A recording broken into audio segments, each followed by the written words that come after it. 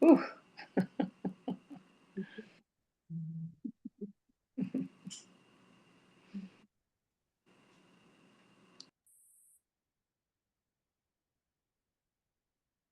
The creation of the identity, which occupies the body-mind unit, and believes that it is a me, happens very early in the incarnational cycle. It may be that I've always said I don't believe in the tabula rasa, that we come in with a clean slate. I believe we come in with an energetic configuration that was the aftermath or the results, we might say, and none of anything that we can say cannot be true. It's a pointer. Everything's only a pointer, because reality does not submit to the limitation of language, right? And so as we incarnate, we come in with an energetic configuration, and out of that, there is an early experience out of which we conclude something about ourselves. We often refer to it as the childhood wound, but what it actually creates is an identification of being a person, of being a me. And then that me needs to be protected, it needs to be defended, it needs to get what it needs. And so the me identity is already in a field of resistance and transactional and very low frequency participation in creating a reality. In this Sangha, what we use to deal with the early wounding is a technology, a psychological technology called the 6 Steps to Freedom process. And it's the way that it operates, and its goal is to use a reactive experience, what we call a trigger in our experience, to move into what got installed at an earlier age. And so I think most everybody in here and on the call that everybody's familiar with this technology. The brilliance of it is that it brings into conscious awareness what has been from the subconscious, what got resisted in the early wounding and got repressed. It brings it into the light so that it can actually be seen. And in that seeing, it can be modified to some degree. And often, once we've seen it over and over, it is dispelled. Because the conclusion that we reached when we were 5 months old or 5 years old about ourselves was unavoidable. And this language is important. It was unavoidable, but never true. I'm a piece of shit. I don't matter. Whatever that conclusion was, when I talk about it being installed, what I'm pointing to is that it got repressed. So it went into the subconscious, and the dynamic, the operation of the subconscious is anything that's in there for it to be projected. Now, there are 2 aspects to this projection. The conclusion created a lens that I call the distortion lens. And then we go into all of the many teachings of you don't see the world as it is, you see the world as you are. This is a pointer in that direction. And so we have this lens with a distortion, you're a piece of shit, and we're seeing a world that reflects that back to us. That's the potency and the power of how we create our own experience, right? And anything might show up out here, but if I see it through that distortion lens of I don't matter, then I'm going to see it that way. This is the way in which we create our own experience, by how we see it. It's a perceptual reality, and the seeing is at the very heart of the creation of an experience. The quantum field has no issue with whatever you say, right? I'm a piece of shit. It says, yes. Let me show you how. That's true. And now we have this difficulty in our world, in our relationship, in our finances, and whatever. But because the field will show up, you know, ever since the double slit experiment, when consciousness entered the laboratory, we have become more acutely aware of what all of us, I'm older than most of us, but most of you, but the early experience of you create your own reality becomes very specific in this way. As viewed, I don't matter, so appears, you don't matter. And so we have this larger understanding, this revelation of the reality of how it is true that I create my own experience, that I create my own reality. It's through the perception, again, as viewed, so appears. And so we use this, the 6 steps to freedom, starting with the trigger, the reactivity, to look at what the early conclusion was that got installed, and then through allowing the light of awareness, the awake awareness that is my true nature, without which I wouldn't be playing this game incarnationally, right? Creating this video game, or this Netflix series, as I call it. That wouldn't be going on unless I had this idea of being this person. And so as we shine the light of awareness on this person that got created out of you don't matter, or you're a piece of shit, or whatever that conclusion was, that light of awareness is like, oh, not true. You know, that was a very limited, unavoidable, but never true experience and conclusion.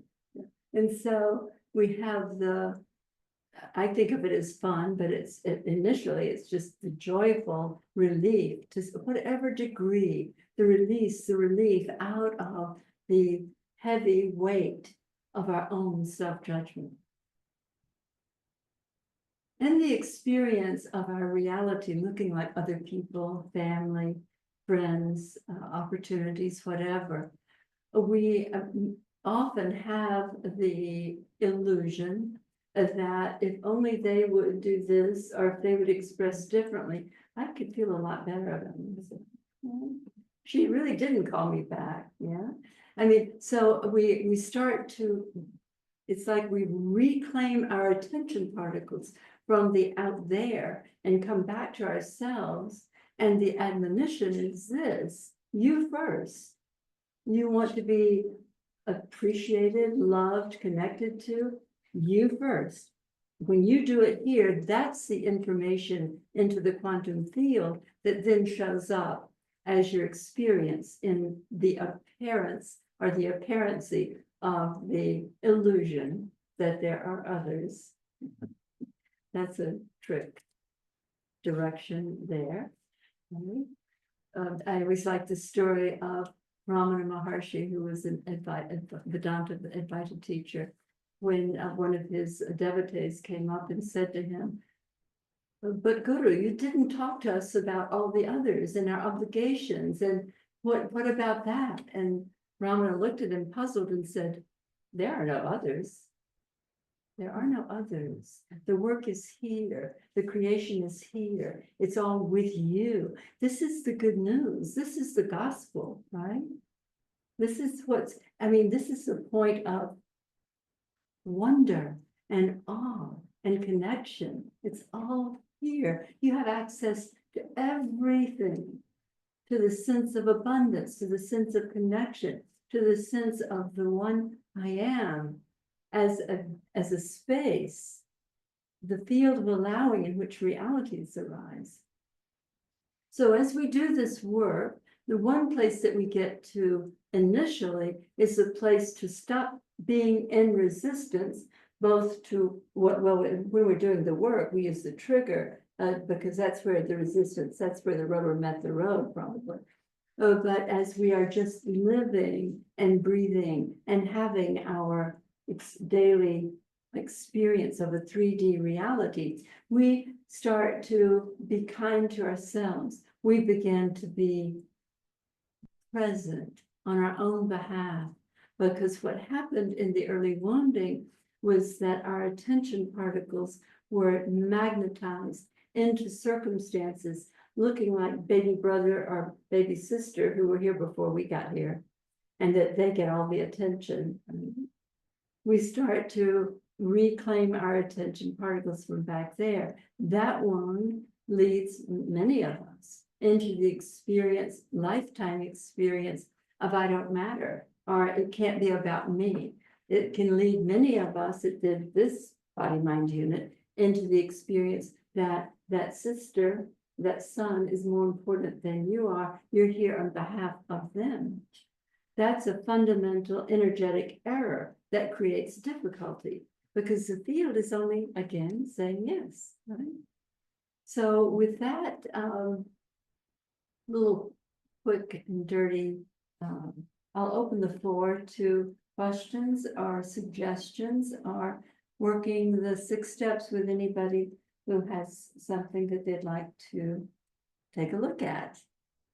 So if you're in the room, you can just raise your hand. If you're on Zoom, you can either raise your hand and wave it so I see it, or raise your hand in the reactions and I'll spotlight you so that everyone can see you in your interaction. And if you have any questions about, because that was a lot of a fundamental theoretical model of our something that we experience all the time, but it may not have landed for you. There may be more that I can offer that will be helpful. So don't ever hesitate to bring up some. Could you say when you found the 6 steps and why that's the tool you use? Yeah. When I first, the awakening occurred in 2010, and out of that, I began to work, and I always had been, as my 65-year-old son points out, you've been doing this your whole life, Mama.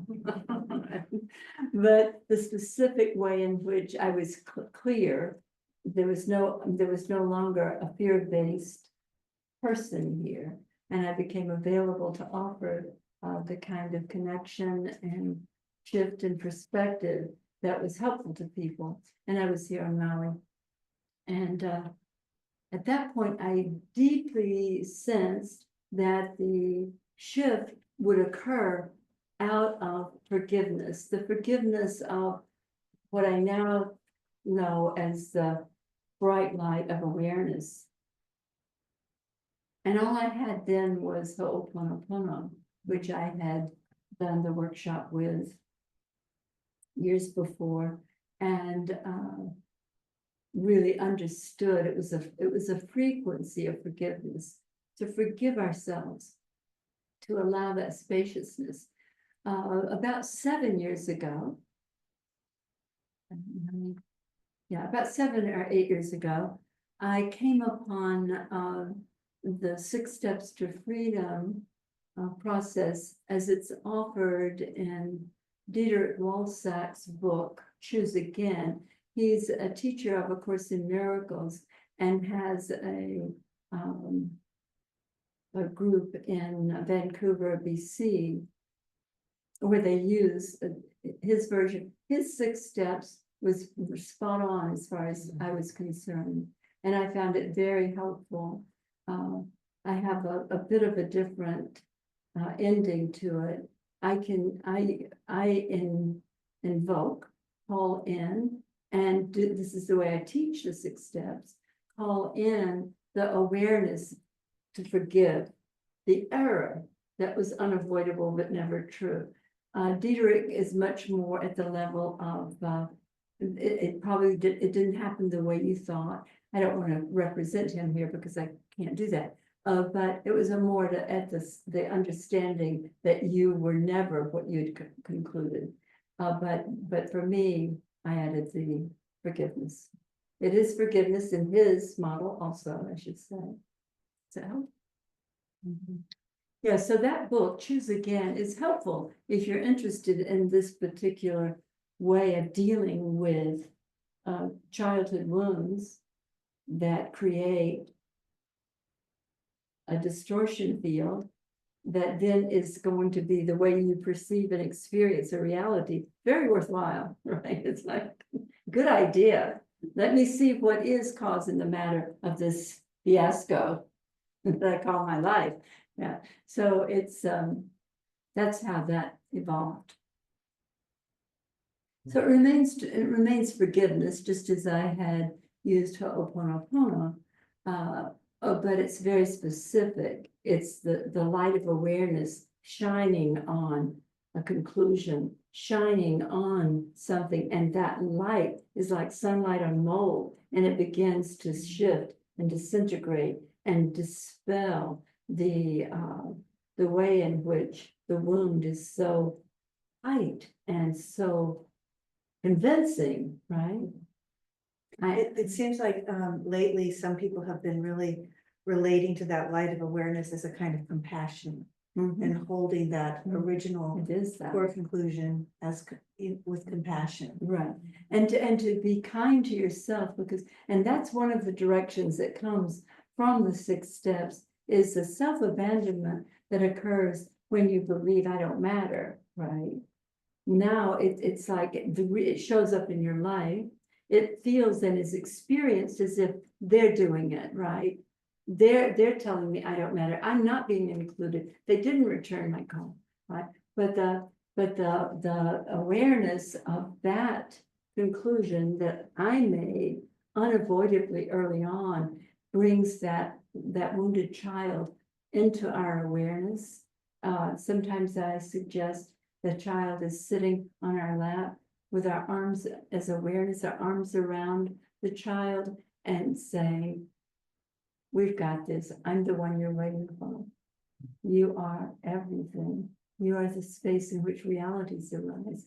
You are beyond value, right? So that there is a sense of compassion, and everybody has their tendency according to their tendencies, whether it's human design pointed to, or astrology, or whatever, of how they can be and operate with the understanding what really is available to them on behalf of the one they've identified with, maybe for more than one lifetime. So that can be brought home back to our own heart on our own behalf.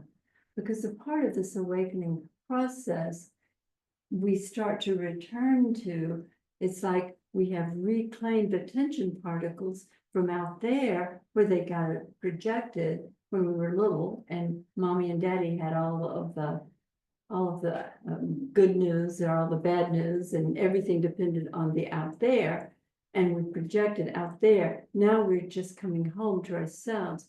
Well, some of the first experiences have to do with just being on my own side, so that some of that tendency towards codependency, which was the issue for this body-mind unit, and is usually an aspect of everybody's, so that starts to be alleviated to some degree. So it is a journey. It's a journey of coming home. I love the T.S. Eliot From the Wasteland, and towards the end of that poem, he says, we all go a journeying, and upon returning home, know it for the first time. And that's what we come home to ourselves and have the experience of this here. I am this. I'm just say one more thing, which is I'm hearing you today, and I'm hearing, I know I've heard people say, oh, this seems like a psychological process. And I know it's way more than that. I know it's way more than that, but what I'm hearing you say today is that the attention particles going out is going into separation. That's right. And bringing those attention particles back, and bringing that wounded child back, is the merging and back into oneness. That we've separated ourselves from ourselves in that act of that conclusion. Exactly. Yeah, it's very helpful to have that kind of diagram of how that operates, how that works.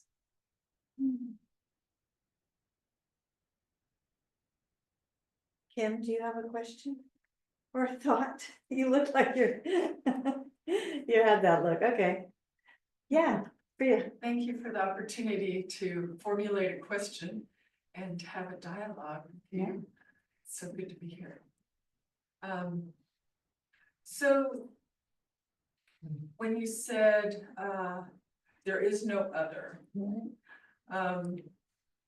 yet I still perceive others, and I assume you do too. So if you do perceive others, do you just see them then as a reflection of yourself? Yeah, the experience that was had here was when I cleared, and my wound was one of codependency.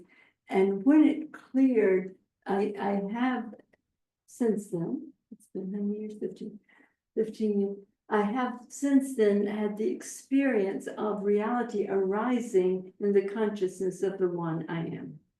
So it's like, it's an aspect, and it can be, proximity is important. Someone may be very close to me, someone may be out there in the periphery, but it's all within me. Now the me is no longer the me that feels like she doesn't matter, right? The me is now the one I am. This is the field, this is the heart, this is the field of awake awareness. It's all arising there. And so if anything is overlooked, like if I'm projected into out there, looking like the idea that I can help others, that have my attention particles out, that's no different. I am abandoning here.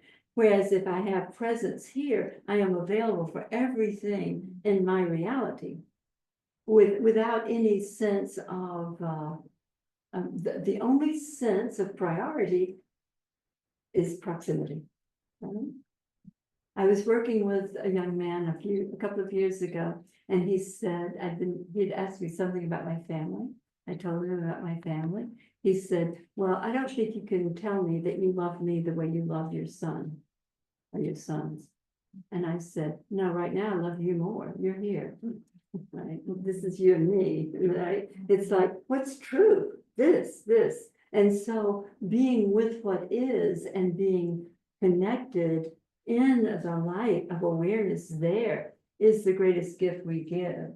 And again, it's like you're pointing to, Priya, we know it through proximity.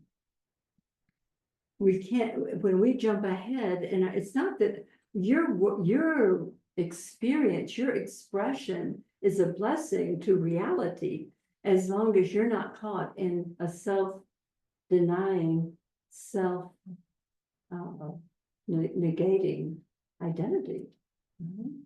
Whatever we do here, that's what we're doing. That's our offering into the quantum field. Now, as it changes, where we are, what's the milieu in which we're expressing. It can be a lot of things, and it can look like the service of a Mother Teresa. It can look like that. Right? But if it's not done here, do not reach beyond here and think that you can be a blessing. That's not possible. That's what Ramana was pointing to, I think. Does that make sense to you? Yeah. Yeah, because of our conclusion about ourselves, I don't matter, then we will tend to have someone out here matter, and then our attention will go out and we'll connect to them and we'll give to them. This was my experience with my sister and my son, where the codependency turned into what I facetiously call an episode of Dallas without the sex. It was all about property, family, and money, right? But see, all of the work is here for each one of us. It's here. This is where you change the world. And when you do, then, and the world changes, the possibility opens for service, for connection. I mean, I didn't create this Sangha in Maui, but it became available in my experience because of the clearing that happened here. Thank you, Priya. Glad you're here.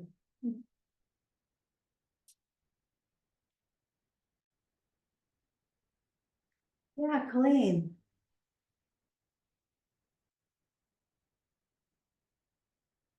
Are you coming Sorry. on. Video. Sorry. Here I am. Hang on, let me.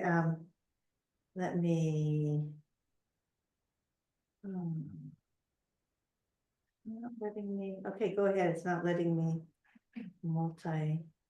Okay. Hi, Polly. Right Um, right here. Hi, sweetheart. Hi. hi.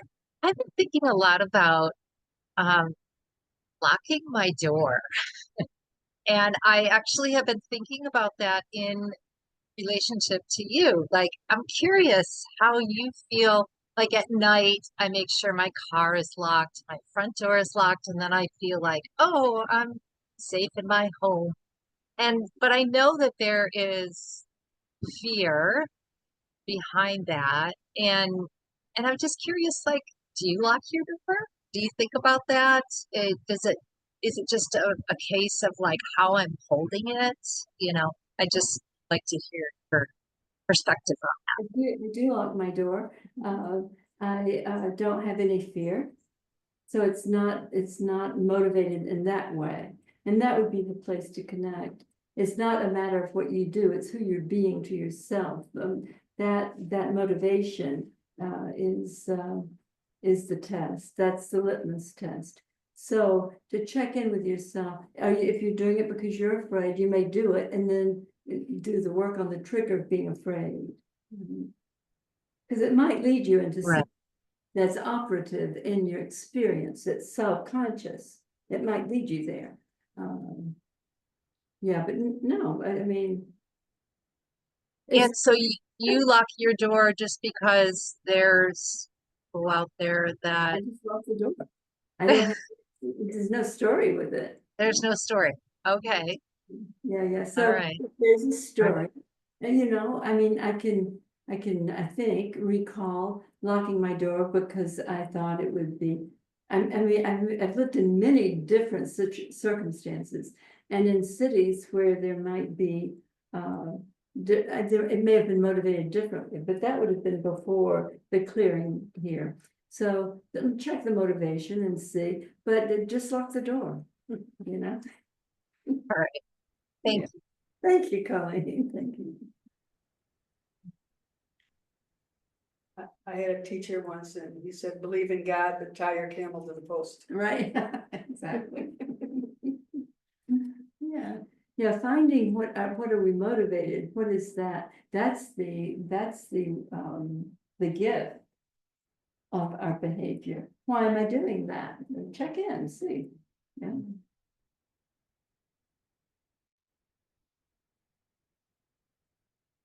Questions, topics, anyone want to do a piece of work? I'm sure nobody's triggered or ever been triggered.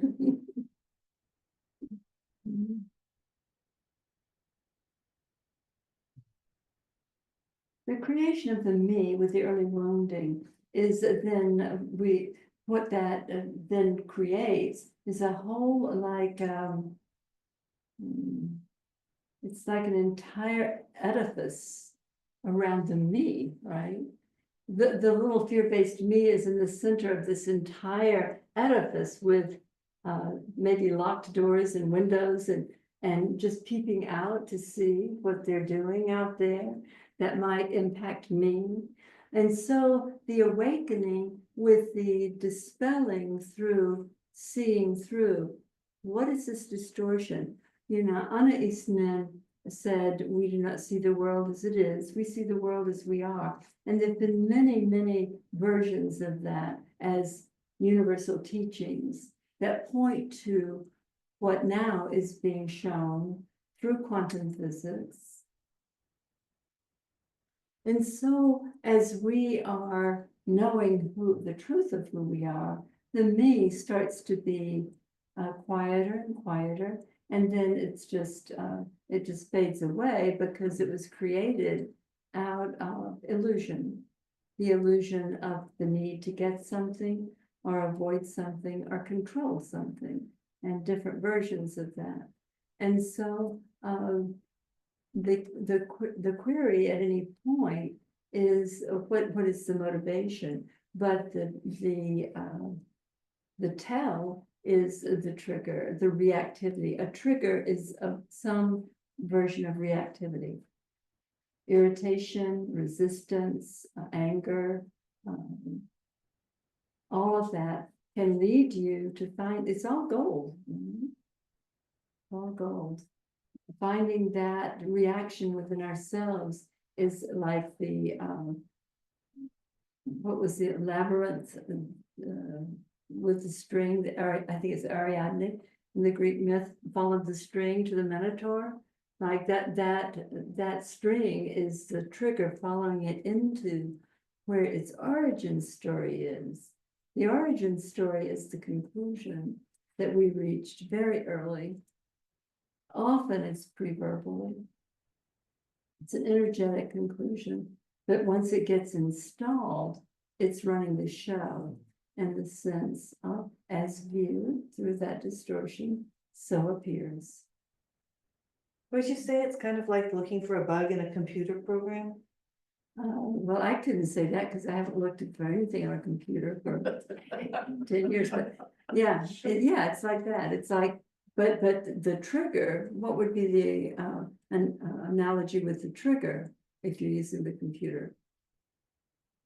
The glitch, like the glitch. Maybe, Yeah, like that. Or Yeah. it's spinning, Right, little right, wheel is spinning and right, or your computer freezes or right.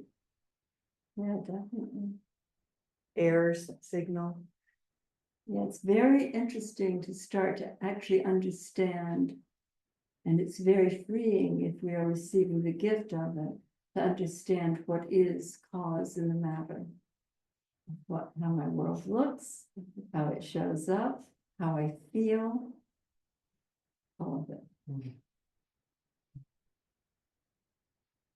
I'm interested in what the 6 steps are. Who is this? Can you say your name? Polly can't see. Sandra. Sandra. Sandra, so Hi. glad you're here. Yes, of course. Yeah, the first step is to acknowledge I'm triggered. The second step is to acknowledge it's about me. That can be a giant step for some, because it takes some willingness to be authentically knowing if I've got this trigger, then this is about me. Second step is it's about me. The third step is what is the feeling experience in that trigger? I feel sad, I feel hurt, I feel angry, I feel whatever that feeling is. Right? Yes. The fourth step is using that feeling experience. What's an early time, or hopefully the earliest time I can recall feeling that way. Feeling cut off, feeling left out, feeling pissed off, whatever.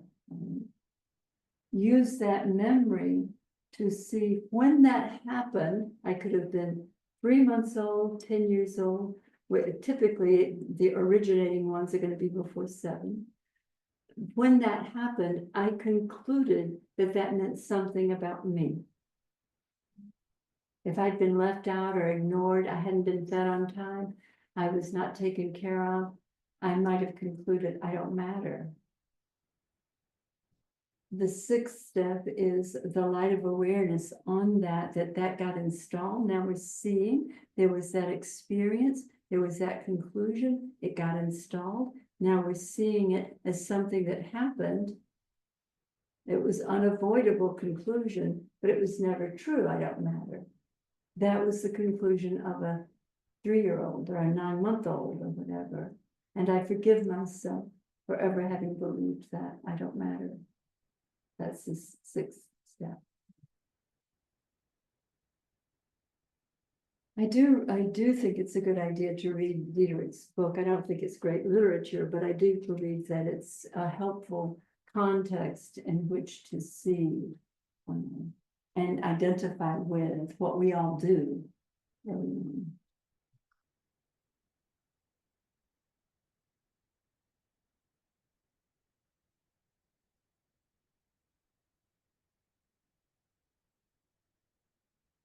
I always make a joke about how I'll never write a book, but if I did, the name of the book would be, What If Nothing's Wrong? And so with that title in mind, we find out that the things that seem to be in quotes wrong, that seem to be difficult, are just our version, our censored, limited, edited version, edited by the distortion field of what's going on out there. Typically, we're held because we have, if we go back to the early story, it's really early if it's in Genesis, I guess, the story of the fall, where we fell out of our hearts and into our minds through being caught in a polarity of right doing and wrongdoing, and in the underlying fear of having disobeyed God. So now that's the energetic configuration of this incarnational field. I believe that we're waking up out of that now. But the belief that I've screwed up or I'm not good enough or all of that continues to create a world in which it's underpinned by polarity, good and bad. Political parties at either end of the spectrum, all of it. If this reality is perceived through that distortion lens of that early fall out of our hearts and into our rational analytic minds, and then it was imprinted and upheld by Descartes. I think, therefore I am. And that now we're locked in to the mind with our identity, right? And so it's like the freedom from all of that and the opening into a larger reality is portended by quantum physics and by people like us who are willing to wake up, are willing to see the distortion field, willing to not be held in limitation of our own making with our early conclusion. So the 6 steps, basically, the purpose of it is to clear the conclusion that's created the distortion through which you see reality.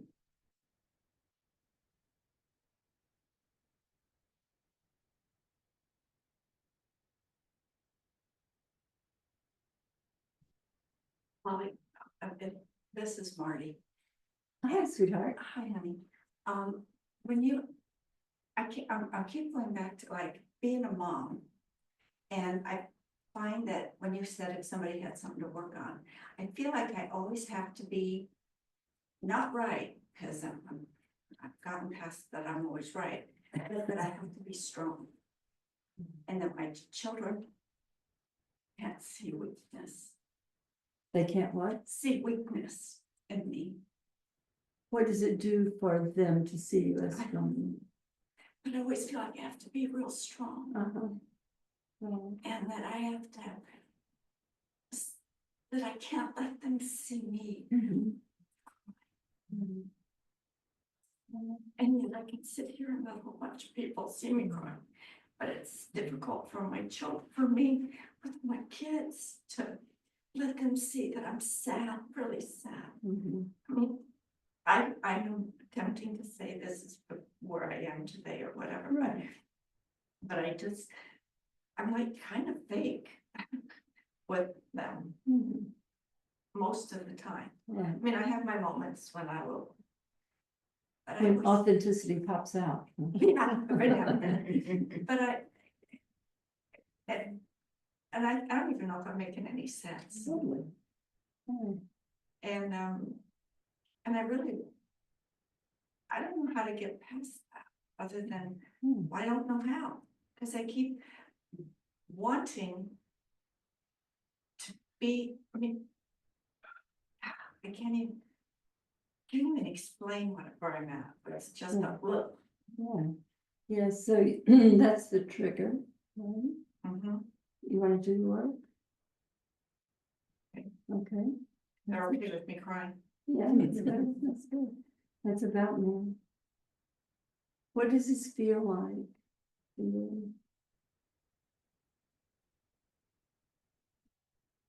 being rejected. Right. Yeah. What? Yeah. Never been entered my mind. Right. Yeah, so using that feeling, that feeling of being rejected, I can be rejected, but like using that feeling. What's the first time you remember feeling that way? You were a little girl. It happened early.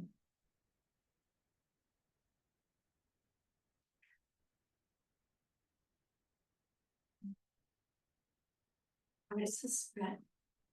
I mean, I don't recall this as in recall, but it feels like it was very early when I was a little baby. that Yeah. I would cry and voice my sadness or Your need. anger or need of Yeah. some sort. Yeah, And nobody came. that's right. Yeah. So just again, free associate, you're just doing this so well, Marty. Free associate with you, that little infant energetically, didn't have verbal yet, but energetically, that little Marty concluded that meant something about her that she wasn't responded to. That your true feelings. didn't- Nobody really cared. Right. And what's true about a being whose true feelings nobody cares about? What must they be? They must be. I'm not understanding what you're asking. Well, if nobody's responding, nobody cares, that means something about me. Just That feels, I'm not important. exactly, that's right. Yeah. So now, when you see through the lens of I'm not important, and you have these grown children of yours out here, and the connection between you and them is like they're the love of your life, right? Sure. Right, but if you're not important, then you've got to be figuring this out. And you sure as hell can't let them see weakness. Right, because then I'm not important. That's right, because you're not, they haven't, you believe they have an idea about you. Yeah, yeah. Yeah. I fooled them right I up. remember, Marty, I remember you telling me a story about a conversation you had with Jeff in a parking lot on Oahu, where you said what was true for you. Yeah. And am I remembering correctly? Yes, Yeah. yeah, Uh-huh. and it just shifted for us. That's right, yes. And it didn't, as a matter of fact, my relationship, wow, and, interesting, I kind of forgot about that. Yeah, because I even said to Christy the other day, I said, I don't know what's going on with your brother, but something's weird, because he doesn't generally say, I love you, Mom. Mhm. And I'm getting, I love you, Mom. I mean, my son is 53 years old, Mhm. what will be this month. So it's not something that I generally hear from him. And he's calling me. And I said, do you think I'm gonna die? I'm not. Yeah, that night, in that interaction between you and him, he made a shift in his idea of you, and you haven't made the shift yet. He made the shift, He did. yeah. So now it's like the availability for authenticity from you, that's what you gave him that night, in my recall. Yes, I did. Authenticity, and that opened the door for him to connect with you. Now that's up to you now. It's not about being against them, it's not about doing anything about them, it's about being with yourself and saying what's true. I feel like you have the slippery slope for you is that you feel like they would perceive you as being controlling or being interfering, right? And judgmental or Yeah. trying to run their life. That's right. Whatever. Right. And yeah, I can't even run my own.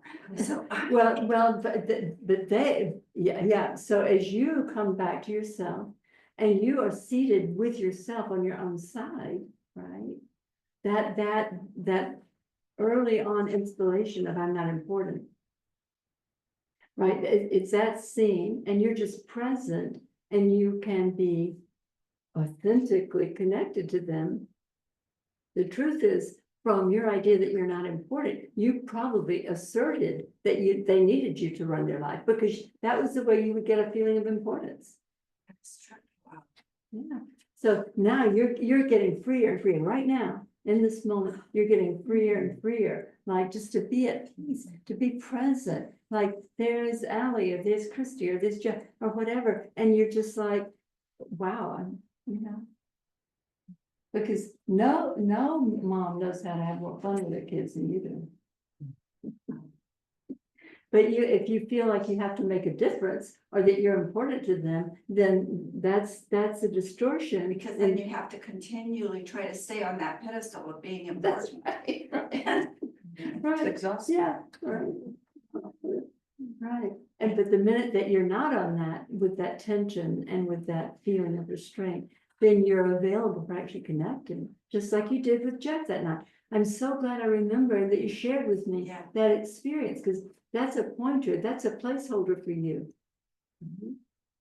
Now, I that can was the say kind of a that. come to Jesus dynamic, and Yes. you don't have to do that with any of them. You just have to do it with yourself. Come home to yourself, relax out of the idea of what it means to be a good mother and be you. They love you. They love to love you, if only you would. You first, yeah? Thank you. So glad you're here, sweetie, yeah.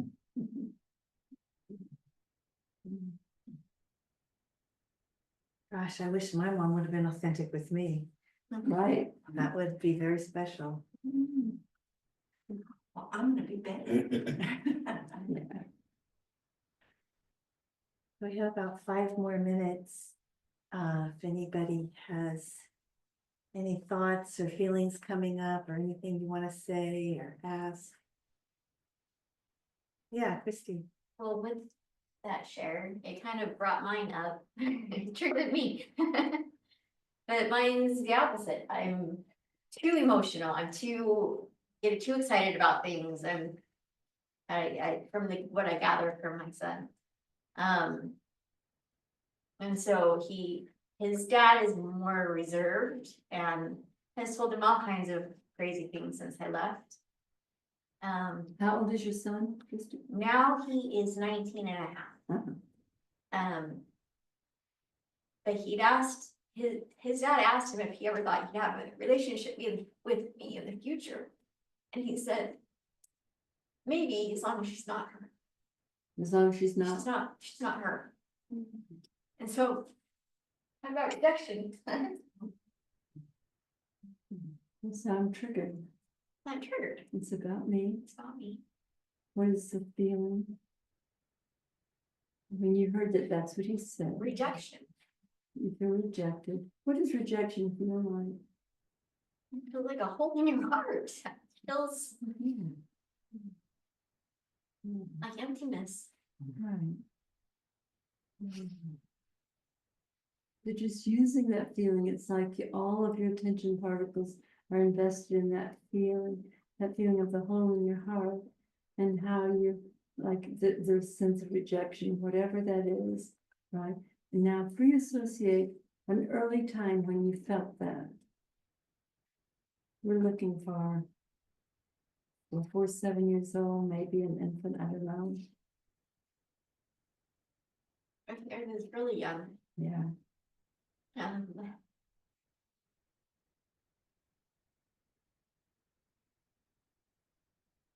What was going on? Really young.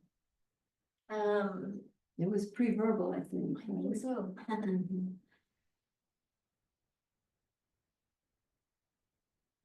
And I can't even picture. What does it feel like? Other than, well, possibly from my mom, because she's got very low energy, Mhm. and so she had 5 kids, including me. And I think just her being tired and Right, my needs not being met right, when I needed it, that's right. just, Mhm. she's being dramatic, or she, or Here she goes again or something, I don't know. When she couldn't meet your needs, and we all could have stories, we all do have stories about those early environments, but you concluded it meant something about yourself, about you, because you had no awareness of her and her life at that point. This is retroactively that you are aware of that now. All you knew then was that she wasn't there and you needed her. I must be. Must be a burden. mm,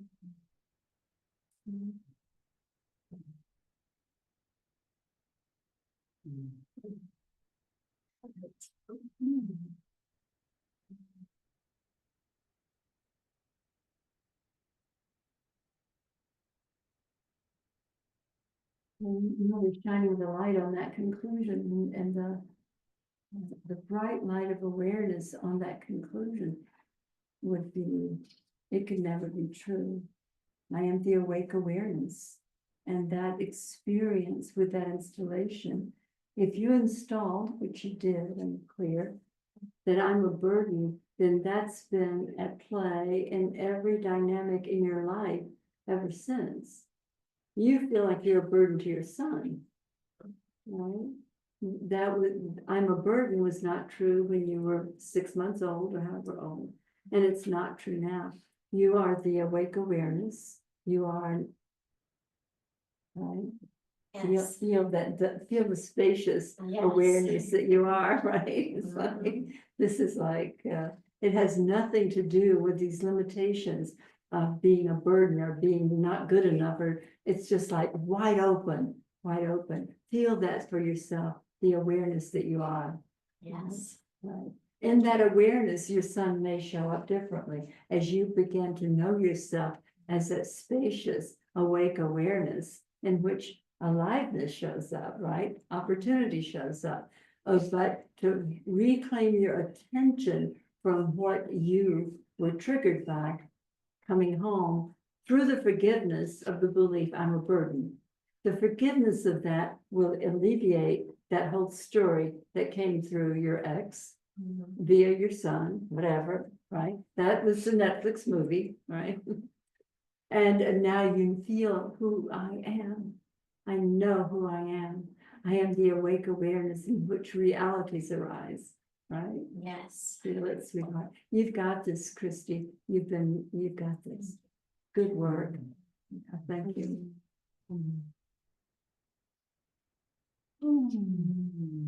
Freedom. Thank you, Polly. Thank you, everyone.